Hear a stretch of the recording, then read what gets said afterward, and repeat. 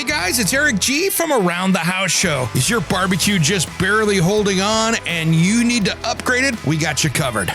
Monument Grills was founded by three good friends in Atlanta, Georgia that wanted high-quality, durable grills inspired by iconic monuments. The grills are created for the person who loves to cook and are built to last and to enhance your outdoor cooking experience. What I love is that they are the best quality grills for under $900. So check out the American gas grill experts at monumentgrills.com. I bet you'll love to cook on one like I do. Check out the new standard in outdoor cooking at monumentgrills.com.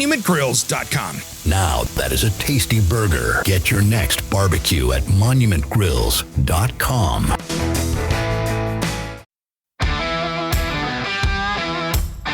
It's Around the House on this episode of Around the House.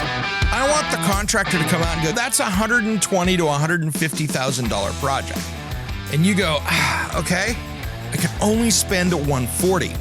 Contractor goes, all right, I can do you a detailed bid. It's going to cost you $400, but I'll give that money to you and put it towards your deposit when you order it. That to me at this point is fair because they're going to have to take a work day and itemize everything out, spend the time, put it down to give you a hard estimate for this project. Now, they can give you allowances. They can go down and say, kitchen cabinetry, $32,000. You see what I mean?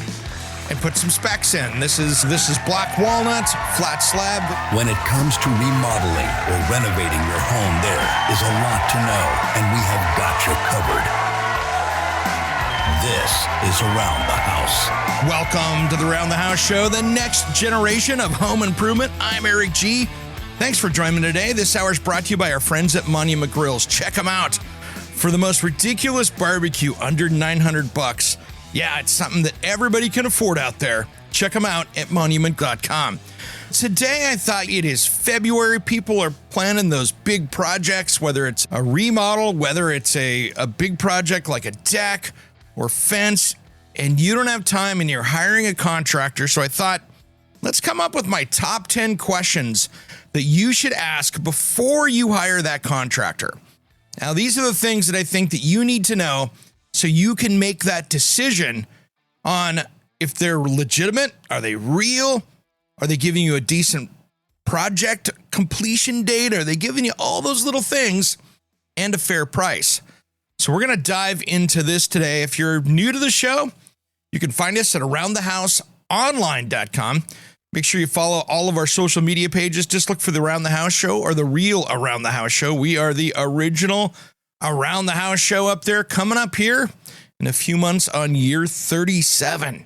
Yeah, we've been around for a little bit. Okay, guys, so here's the first thing. Now, these rules can be a little bit different because across the country, we do not have standardized rules for contractors as far as what's required to be a contractor. In some states, you have to have a license, bond, insurance, continuing education. You need to fill out your paperwork, and the moment that your insurance lapses, within minutes, your license gets pulled off the state website.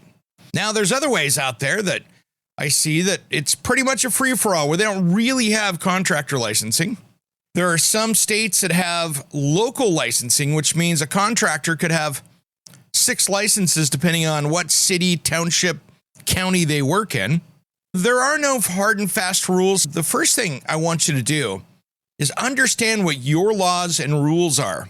Figure out, do some research, go online and see what they require. Sometimes it's even, what's in the contract, how they do business with you. That can be a big deal in my area. A contractor can get fined like $2,000 if they don't put all the notices and releases in that contract package. So it's a big deal in some areas. So understand your local laws. And that's not on this list, but it's one of the first things you should do so you're educated in the process to see if you've got somebody that's fly by night or following the rules. So the first one here, generally speaking, I want them to be licensed, bonded, and have full insurance. So if there's not a requirement for a license in your area, make sure they have a bond and they have an insurance. And if they have employees, make sure that they're paying workers' compensation for that. Because here's why. When you hire someone to come work in your house and they're going to tackle that next project, you want to make sure that the people there working for him are his employees and he's paying for their workers' comp. You don't want one of them to get hurt and you to get dragged into a lawsuit saying that you were the employer. I've seen this happen before. And all of a sudden you're in trouble. So we want to make sure that they have. Here's one rule, and this is a way that some of these contractors, 95% of them are awesome out there. They follow the rules. They're legitimate business people, and they just want to do what's right for you and your home and provide themselves a living wage. But here's what happens with some of the bad ones. They will sit there, they will get their contractor's license and say, nope, I got no employees. I'm not paying any employment taxes, and they're paying cash to the people working on your job site. If they get hurt, let's say they fall off the roof because they're doing some roof cleaning, you may be found liable or partially liable for that injury. So that's why you want to make sure they have the license, bond, and workers' compensation insurance on top of that. So if you have a licensing board that's state-run, it's really easy. Reach out to them.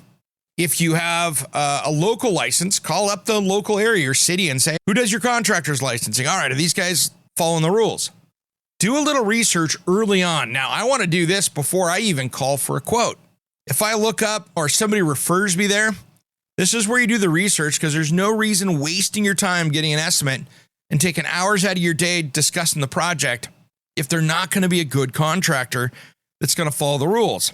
Now, the other thing I want you to make sure is, are you talking to the right person? Is it a former employee that drives up with a magnet on the side of the truck and his old business cards and is skimming off the license of his former employer? So that is something you can do a little further on the research just to make sure. One easy way to do that is to call in to the company and ask for that person.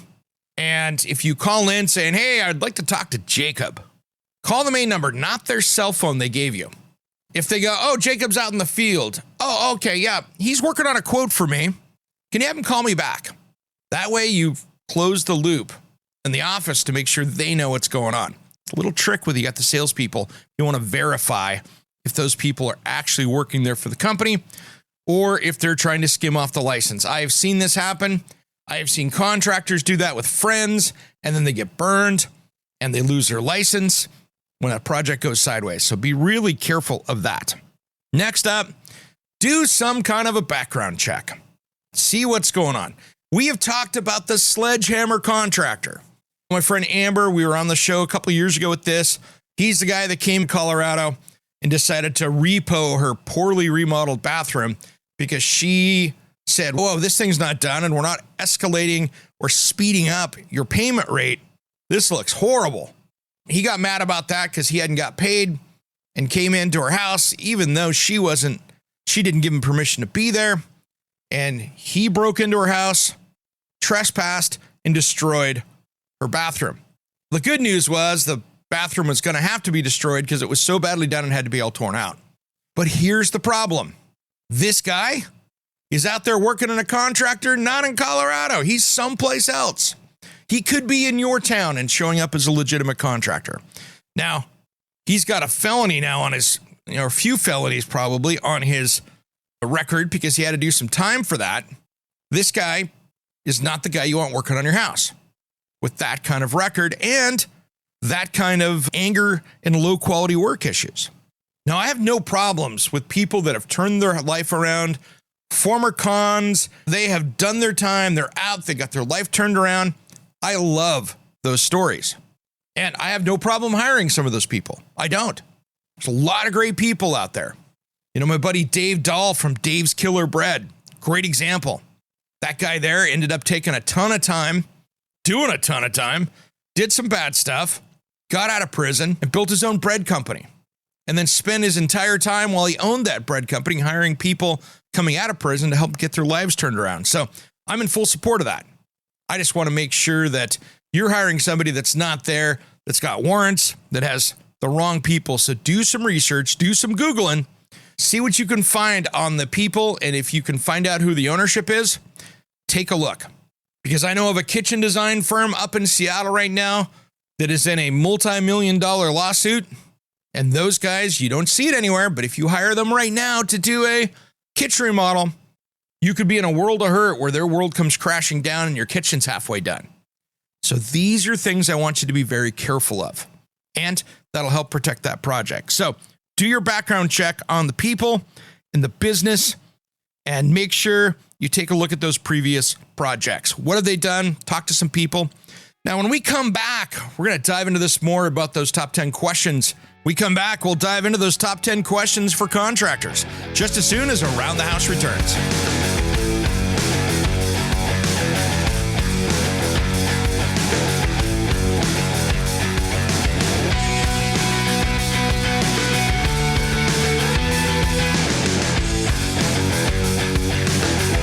Guys, it's Eric G from Around the House Show. Is your barbecue just barely holding on and you need to upgrade it? We got you covered. Monument Grills was founded by three good friends in Atlanta, Georgia that wanted high-quality, durable grills inspired by iconic monuments. The grills are created for the person who loves to cook and are built to last and to enhance your outdoor cooking experience. What I love is that they are the best quality grills for under $900. So check out the American gas grill experts at monumentgrills.com. I bet you'll love to cook on one like I do. Check out the new standard in outdoor cooking at monumentgrills.com. Now that is a tasty burger. Get your next barbecue at monumentgrills.com. Water quality in your home is a hot topic right now. Everybody's talking about it. And are you worried about what you're drinking and you want to fix it once and for all? Are you tired of spending all that money on bottled water or a filter system that is expensive to run and maintain? I have a great solution for you. It's time you stop the damage and the worrying and check out Freedom Water Systems. They just changed their name from King Water Filters. This water treatment system takes care of every drop of water that comes into your house, uses no salt, no expensive filters to change, and it's made right here in the USA. Plus, it can prevent hard water scale. They have a solution for just about any water issue. To find out more information, head to freedomwatersystems.com, and if you use promo code ERIC-23, it will give you $1,000 off MSRP with a discount on the filter that will resolve those water quality issues. And if you need help, they have experts right on staff here in the United States to help you with your water quality issues. Don't miss out on this amazing sale on a product made right here in the USA at freedomwatersystems.com. That's freedomwatersystems.com. And don't forget, promo code ERIC-23.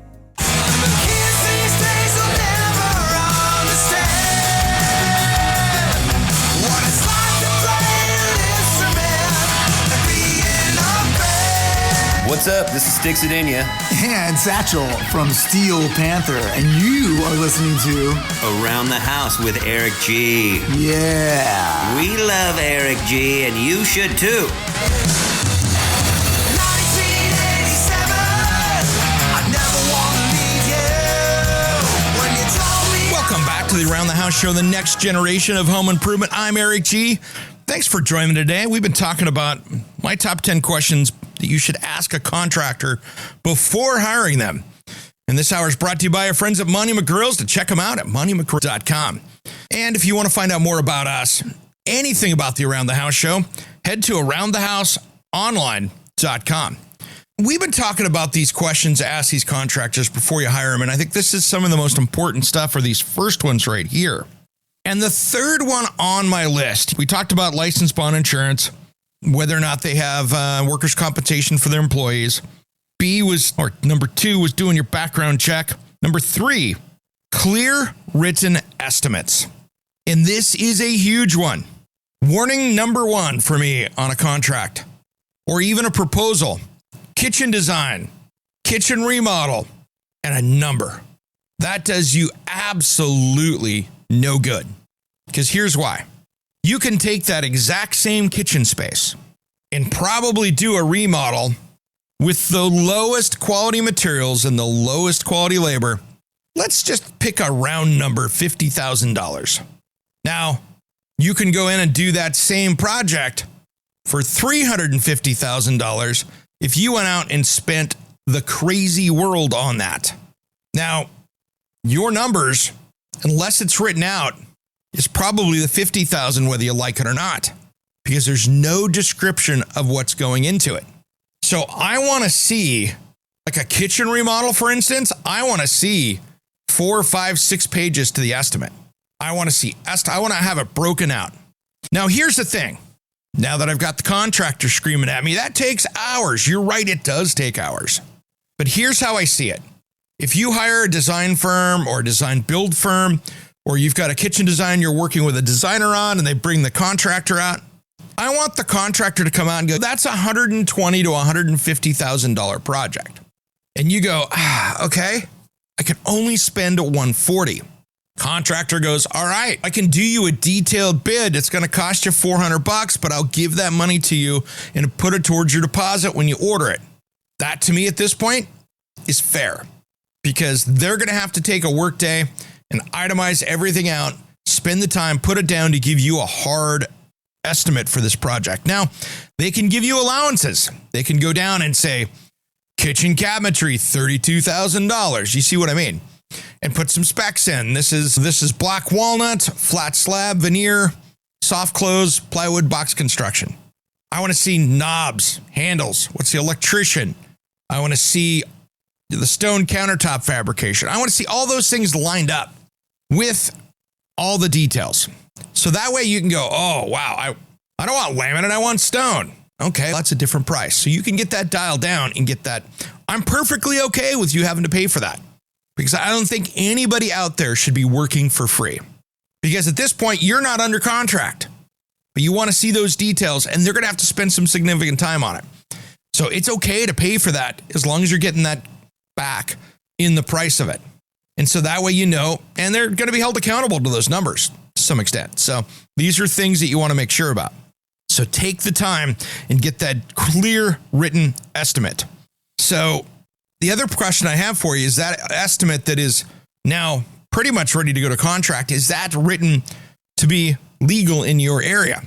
So that's where knowing all of your rules and laws and at least having a general understanding of what happens in your area will help you be better informed on getting through that.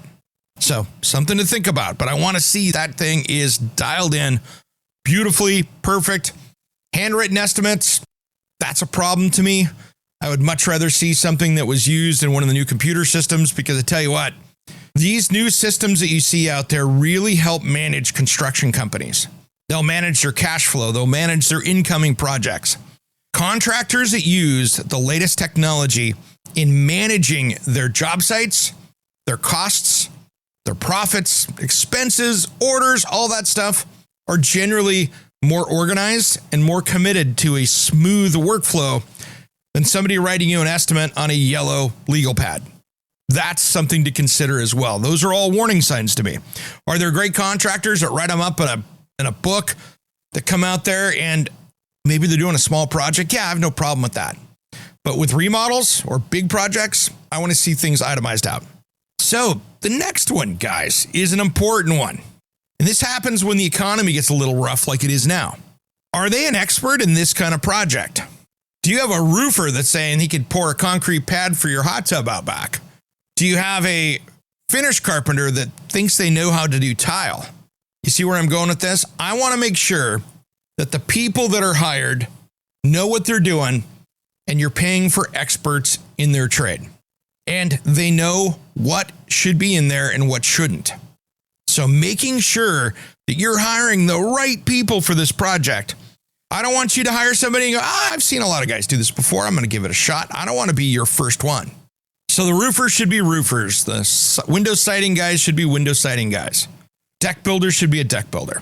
There's a lot of little tricks to all of that you should really follow to make sure that you've got it dialed in. So dial those things in. Don't be the first. And a lot of manufacturers like HVAC, roofing, a lot of these companies, when you look at the material suppliers, they have training, they have ratings. You know, if you're hiring a tile person, do they have the CTA number? Are they a tradesperson by licensed? Have they gotten any certifications in their field? These are all great things to ask. Make sure that these people are who they say they are, and they're a pro. Now, the next one here is important, and some contractors give this out and are very open book, and some don't want to give anybody how they do their business. And the question that I always have is, how do they operate?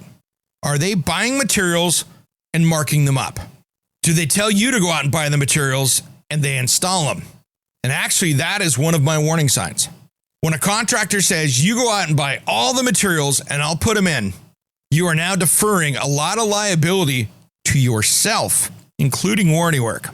Because in many cases, if you supplied the products, that contractor only has to put a warranty on their installation, which means if your state has a 1-year warranty for contractors and the faucet valve quits in the shower and you've got to tear it out to get it in there, if it's defective and it was installed properly, you're responsible to pay them to do it. So you might be saving 20% trying to order it online, but you could be taking a huge risk by letting them buy it at cheaper, marking up a little bit, and you end up paying close to retail.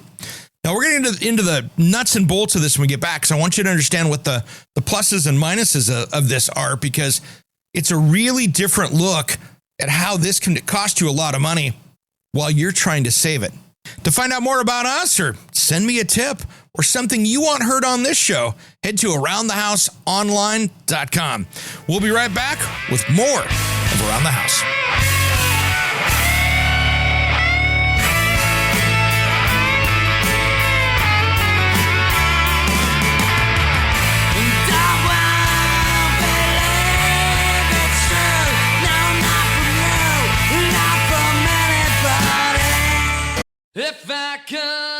Are you a small business owner? Has business slowed down? How is your website? Does it look like it's seen better days and those are behind it? It's time you fix it with SciPipe Designs. My friend Johnny that you've heard on this show each week, yeah, that's him playing in the background, is my go-to web designer that understands how to get your website and web traffic where it needs to be, and that's making you money. If you want personalized service at a much lower price than those big companies out there, check him out at sitehypedesigns.com. If you want a rockstar website to turn your business around, you gotta hire the rockstar. Just wait till you see my website coming soon. It's absolutely amazing. Contact Johnny at sitehypedesigns.com before it costs you even more money. Let's get that business turned around.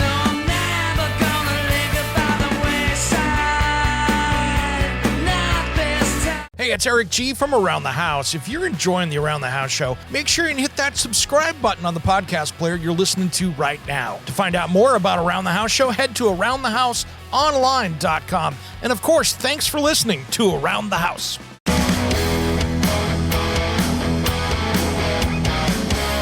Hey, this is Ron Keel, the Metal Cowboy from Keel, the Ron Keel Band and Steeler. We are rocking Around the House with Eric G. Welcome back to the Around the House show, the next generation of home improvement. Thanks for joining me today. We've been talking here about basically my top 10 questions you should be asking a contractor out there if you're going to hire one here in 2025. And this hour is brought to you by our friends at Monty McGrills. Check them out at montymcgrills.com. So we were talking about here, how does the contractor operate? And I want to reset this a little bit for those that are just joining us on the radio here, coming back from break. When you hire a contractor, there are risks and warranties that you have to deal with. Now, that contractor seriously can go out, buy the materials. They're going to get it at a reduced rate. Things like plumbing and lighting can have more than lumber and building materials, but they're going to get that at a cheaper rate. Now, many of them mark them up 20, 25% because they have to go pick it up. They've got to order it. They've got to put all that in, and those dollars run through their books. So they're getting taxed on all that stuff depending on the tax and how they go. So you really want to make sure that they're covered so they're staying in business. But by them supplying materials, they're also on the hook for whatever your warranty rules are in your state. So that's really important. What can happen is if you say, oh no, I'm going to buy the products, or the contractor says you buy the products, I'll put them in. Many times when I see that, the contractor doesn't have credit, doesn't want to go to Home Depot and go buy it because they're going to go down there, put it on a credit card, waiting for your deposit or whatever, and they don't have to warranty it. So these are all questions that I go, okay, that's weird. I want that contractor buying the materials and their subs because I want the plumber, if it gets installed correctly or there's the defective plumbing, plumber runs out and fixes it. Hey, it was bad. Take care of it. I don't want that to be on me as a homeowner. So something to consider there. Now, the other thing is I really want them for you to follow up and ask, really, let me be a little more clear with that. I want you to make sure that all the subcontractors that they use are licensed, bonded, and insured. Is that a licensed plumber, licensed electrician? A good contractor has his or her subcontractors that they work with time in, time out. These are their people. Now, where that helps you, and this is where DIYers get in trouble sometimes, is that contractor could be worth $500,000 to these people if they're a busy contractor. So if you're a homeowner and you've got electrician supposed to show up at your house today, and you're a one-time use, maybe twice, and the contractor calls up, that contractor is going to get the electrician first because they know, hey, that's my bread and butter. Mr. Homeowner, I'm sorry, going to have to wait for you over here. We had something come up, can't make it today. I'll be there tomorrow or late today. Reschedule. Or the contractor is going to get them out there because they want that business. They want that relationship. So that strength is super important. So poke around that a little bit to find out more information. Now, one of the biggest things that really gets missed in a contract, this is something that I just go, wow, this is crazy. And that is the payment schedule. I want to make sure that payment schedule is written out and is ironclad. Like, I want to see it dialed in 100%. This much down, this much at this progress. Because here's where the issues come up. And we talked about it a few weeks ago when we had a construction attorney on here. And these are really those things that I think that we should pay attention to. Sometimes you will have a big deposit. Now, it could be written out differently because some states limit as much of a deposit that you put down. Now, I don't want to put a deposit down until I have the entire scope out and we know exactly what's going in there. Like the design work is done. That's where things need to be done because, again, I've seen this go badly more than once. And what happens is that you'll get the contract and they don't put in the payment schedules. All of a sudden, you got the contractor at the end of the first week going, hey, can you pay me for this week's? And you're like, I just paid you a deposit. I know, but that paid for parts. Can you pay me this week? You want that spelled out. Sometimes with big projects like a deck, kitchen, or a bathroom, you're ordering all these custom pieces, and many showrooms, places like that, they require you to pay in full to be ordered. So if you've got a $250,000 kitchen remodel and you've got $125,000 worth of stuff that's getting ordered, I see putting a deposit down and then having to pay all of that up front for the materials. I think it's legitimate. I don't think that the contractor has to be your bank and carry the cost for that. So there's a fine line there. So you need to understand what the materials are and where those are going to get paid for, because otherwise you're getting into a weird position. That's going to happen. So you want to give them and say, okay, hey, I want to have receipts showing this stuff is paid for, because the last thing you want to do is have them put it on something where the contractor doesn't pay for it. It's on their account, and all of a sudden they run into financial problems, and you've got a lien on your house, and you're having to battle that, saying, look, here's my receipt, I paid for it. So these are the things you really want to do to protect yourself with that. So a clear payment schedule, and there need to be benchmarks. And I don't mean when the drywall's finished. No. Like, painting is completed, all done. You want to have these benchmarks in there so it's very clear. How are you going to pay? Is it going to be a check? Going to be a bank transfer? How is that going to get paid out? Now, another thing on a side note on this, if you're doing a home improvement construction loan, I totally understand if that contractor has to charge you more for jumping through the thousands of hoops for the bank. Because sometimes you'll have a bank showing up out there they want all this paperwork. They want all these progress pictures. They're going to have their own inspector coming out before they cut the check to the contractor for the next one. These can be some of the hardest projects to manage because cash flow is always late. The bank is always difficult to work with, and they don't understand construction that well. And so what happens is they like to get the cart before the horse a little bit. And I've seen that. So expect to pay 10 or 15% more because there is 20% more work on the management side for the contractor. So don't be surprised if you get one of those construction loans to rebuild your house. That can be an issue when you're working with the banks. It's really tough. It's really tough.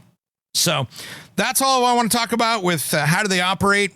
I want to make sure that they're operating smoothly and that you're not getting caught up in the middle of that. And of course, just how are you paying them money? That's a big one. So the next thing I want to talk about is how they operate. And this is where you need to be very careful to watch how things happen. How are they showing up on time? Are they showing up when they say they're going to be at your house at 3:00? Are they at your house at 3:00 to talk about the estimate or the first meet and greet? Are they good at that? Are they on time? When they show up for the next meeting, are they prepared for that meeting? These are all questions I have. Are they giving you clear and open communication? What are they doing? Are they communicating? Do they do emails? How do they communicate? Because right now, this is your honeymoon period. This is the best part of the project right now as far as your relationship with the contractor. Because a month in on a big project, you're tired of seeing them. You want your house back. You don't want all these people, even though you maybe have become friends with them, you don't want them around your house. You want your privacy. You don't have to get up at 7:00 in the morning and get dressed on a weekday off that you took off to do some stuff. But they're romping around your house doing a project. So these are things that you need to be very careful of watching. And that way you're going to be okay with it. So far, let's recap what we've talked about so far before we go out to break here. My first question was license, bond, and insurance. My second one was background checks, finding out everything there. Clear written estimates. I want to make sure that they give you that. Are they an expert in the kind of project that you're hiring them to do? How do they operate? What is their standard operating procedures in quotes, markups, all that kind of stuff? And do they have a written payment schedule for you with progress payments? And the last one we were talking about here, take a temperature check on how they work for you. You have to do that. It's not so much a question, but it's a question you have to ask yourself. How good are these people? And do I want to work with them long term? Do I trust them? Your gut is probably correct. All right, we come back. We've got the last segment here. We'll wrap this up. We're talking contractors. What are your questions that you should be asking them just as soon as Around the House returns? Are you a small business owner? Has business slowed down? How is your website? Does it look like it's seen better days and those are behind it? It's time you fix it with SciPipe Designs. My friend Johnny that you've heard on this show each week, yeah, that's him playing in the background, is my go-to web designer that understands how to get your website and web traffic where it needs to be, and that's making you money. If you want personalized service at a much lower price than those big companies out there, check him out at sitehypedesigns.com. If you want a rockstar website to turn your business around, you gotta hire the rockstar. Just wait till you see my website coming soon. It's absolutely amazing. Contact Johnny at sitehypedesigns.com before it costs you even more money. Let's get that business turned around.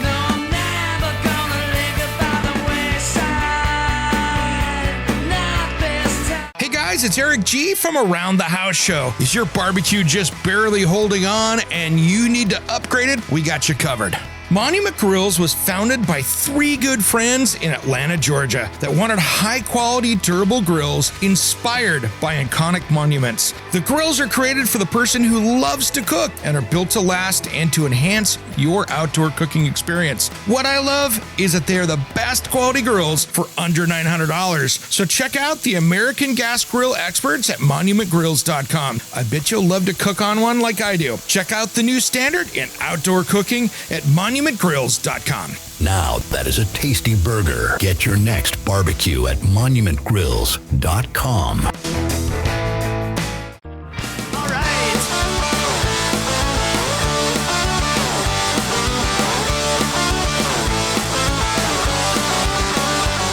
Welcome back to the Around the House Show, the next generation of home improvement. I'm Eric G. If you're just joining us, we've been talking about my top 10 tips.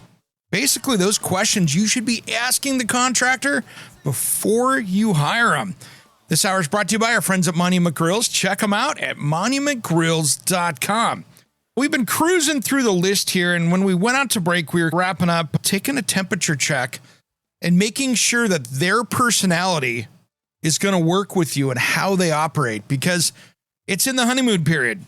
The questions I want you to notice, maybe not physically ask, but take a look at their organization.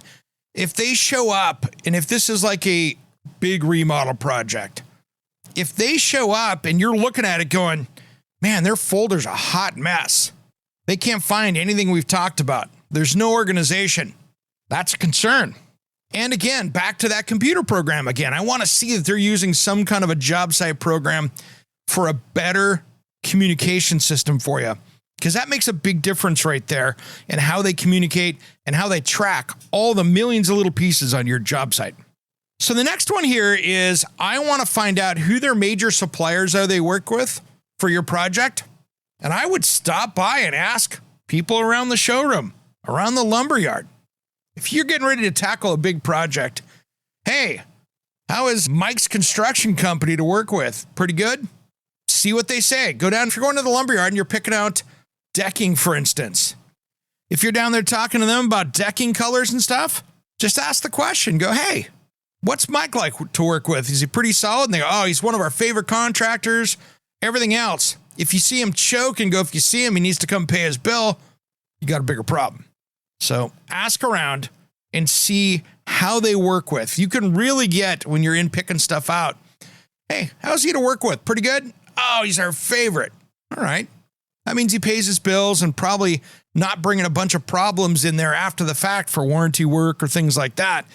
If he's got a good relationship, she's got a good relationship with the suppliers, then you're probably on the right road. Now, here's the next one, and this can be pretty tough. And this is one of those that I look at and go, I don't know. This is a little rough. Are they supposed to pull the building permits in your area? So if you're doing a second story deck, a big warning sign for me is when they send you, the homeowner, down to get the permits.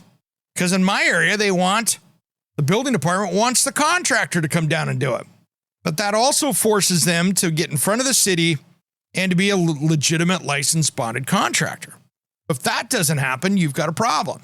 If they're trying to push it over on you, that's another warning sign. Now, if that's the way things operate in your area, nothing wrong with that. That's just how it works. So this is where, again, you need to be sure on what you're working with as far as your local codes, laws, and everything else. When you need that permit, when you don't. And I also, when a contractor goes, you don't need a permit for that. As you're doing your research and as you're asking questions, I would make sure that you have that verified and figured out. So I want to make sure that you're getting the permits you need for that. You're paying for the job to do right. You want that done right. I make sure that they're out there inspecting it. You're paying for that. Make sure you're doing that permit and you're getting it dialed in. So that's the next one right there.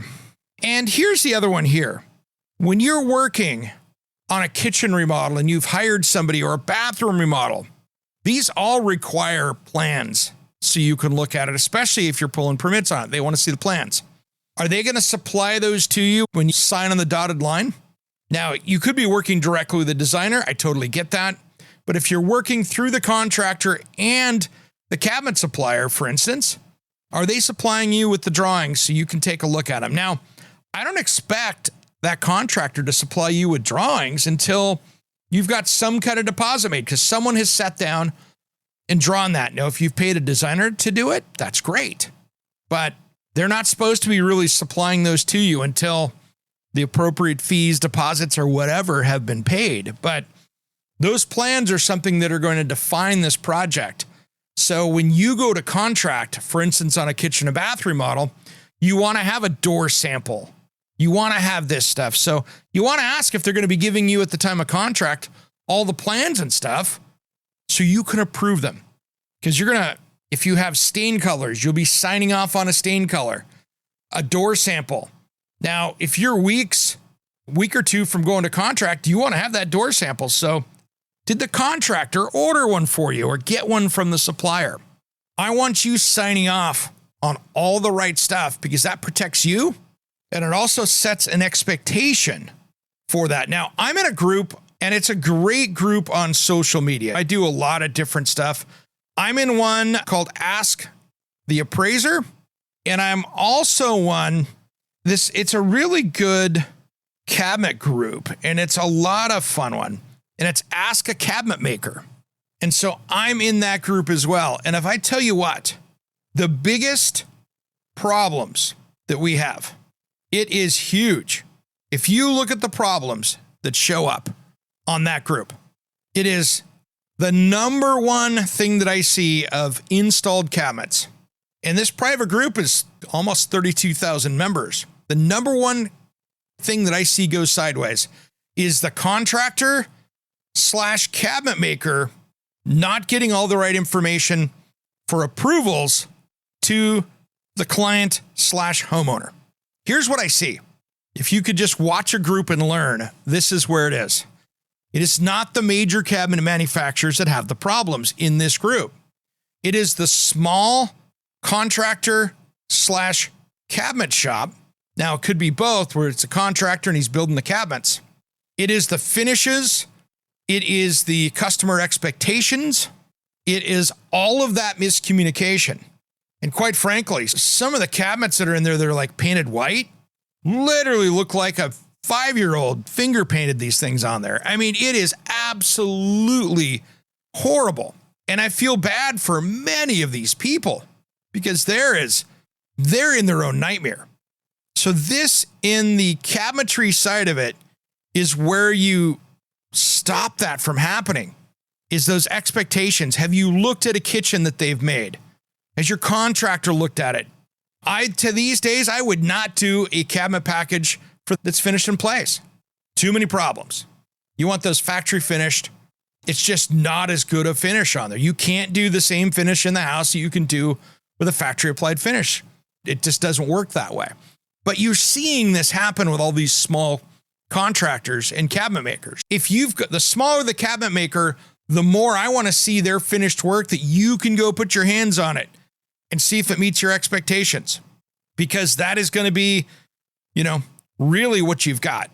So this is such a catch-22 of spending the time to do your research and making sure that it's all written down in the contract. Because here's the thing, when it comes to doing a project with cabinets, I'm having custom cabinets made, or I'm having an Amish guy make them. That's awesome. But none of that requires the word quality to be part of it. Custom just means you've got somebody there making it for your project. Guess what? If you walk into a independent kitchen and bath retailer that sells craft-made Vantage, you can order a kitchen where the sizes were made custom. If you need a 12.5-inch cabinet box, they'll make one for you. Technically, that is a custom cabinet. They can do some custom finishes. They can do some custom this. That is a custom cabinet. But I tell you what, you see the hot messes with custom, and be very careful with that, because it can burn you really badly. And I hate to see that. So let's go over our list real quick here. These are the things that I want you, my top 10 things that you should be asking or considering before you hire that contractor. License, bond, and insurance. 2, background check. Do a Google search. Ask around. 3, clear written estimates, detailed. Number 4, are they an expert in this kind of project? You don't want to be the guinea pig. Number 5, how do they operate? Markups, all that kind of stuff so you can understand. 6, do they have a written payment schedule with progress payments in your contract? Ask if they don't. It should be there. Don't sign one without it. Make sure you do a temperature check on how they work with you. Ask questions of how they operate, what you can expect, ways to communicate, text, phone number, email. And I like emails because they are written and they can be introduced in court if things go badly. I'd much rather have an email over a phone call so you have it backed up.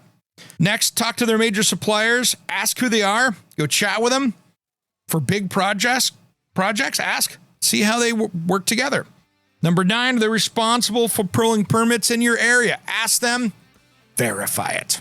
And last, will they supply project plans and drawings for those larger projects? All right, everybody. That's the end of the show here for this one. Those are my top tips for hiring that contractor and those questions or things you should be asking or researching. If you have any questions on it, send me a message, aroundthehouseonline.com. I'm Eric G. Thanks for tuning in to Around the House. We'll see you next week. Radio. Take my hand, I know where to go. All over the radio with you. Are you a contractor, landscaper, or small business owner? Are you tired of renting or pulling that worn-out trailer to the job site? Is that really the best look for your company? It's time to up your game and check out the trailers from Summit Trailer. If you want the highest quality trailer you can own, they are proudly made right here in Oregon with a dealer network all along the West Coast. What I love about my Summit Trailer is that it's a dump trailer that was designed to work. I can load it up without having to worry about if it's going to be able to lift the load, and it pulls like a dream. This was built to work. So it doesn't matter if you want a dump trailer like mine or a deck over flatbed, tilt bed, or utility trailer. They got a trailer that'll fit your needs. Invest in your business with something you'll feel proud of, pulling up to any job site or your next project. Check out the best trailer in the West at summittrailermfg.com. Check out the dealer locator and find your nearest dealer at summittrailermfg.com.